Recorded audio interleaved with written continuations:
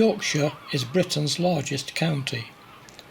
We will start our Yorkshire Odyssey at Bempton Cliffs, situated on Flamborough Head on the east coast.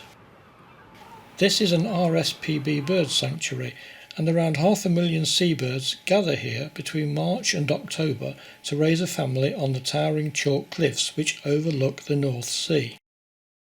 Further up the coast we have Wheatley, famous for its abbey and fish and chips, and a popular destination for holidaymakers.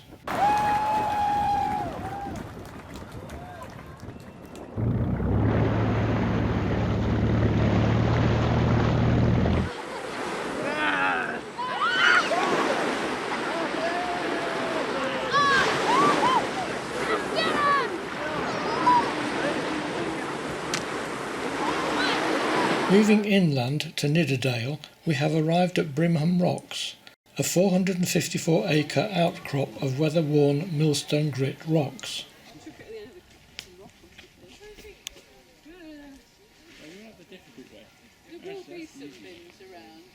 Children particularly like scrambling, climbing and hiding among the strangely shaped stones.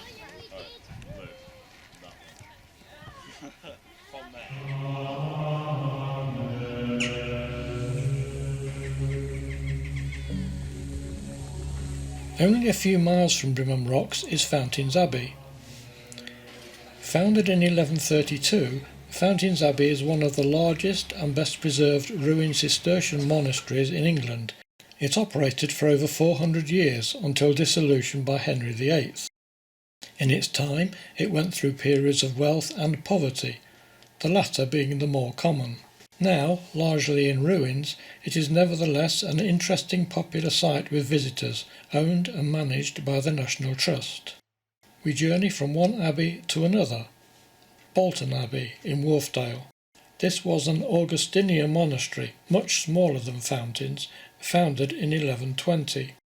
The estate encompasses 8 miles of river, 84 farms, 84 buildings of architectural interest, and 4 Grade 1 listed buildings.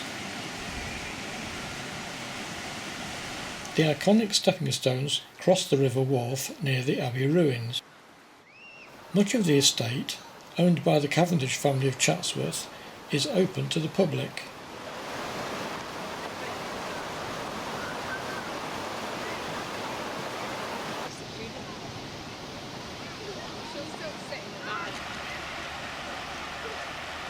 The Dales Way passes through the estate on a permissive path, and following the path upstream for a couple of miles brings us to the Strid.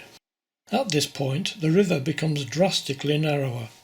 Here it is deep, fast-flowing and dangerous, with very strong undercurrents, and it is riddled with underwater overhangs, rocky outcrops and caves.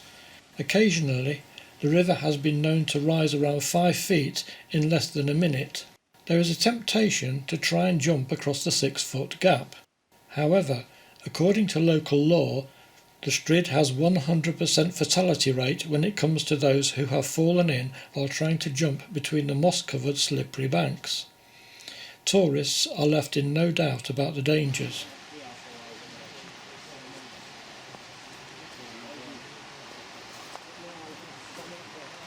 From the Strid we have travelled to Malham Cove, an inland limestone cliff face.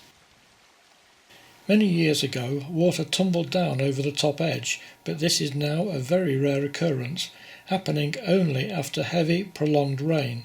The last time, the first in living memory, being after Storm Desmond.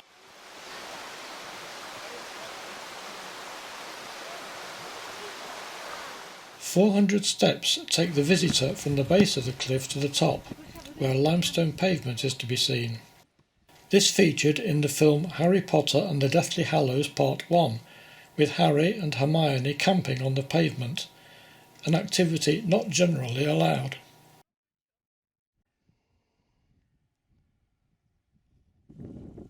A path from the cove for a couple of miles leads to Malham Tarn, the small lake which originally fed the stream to the cliff.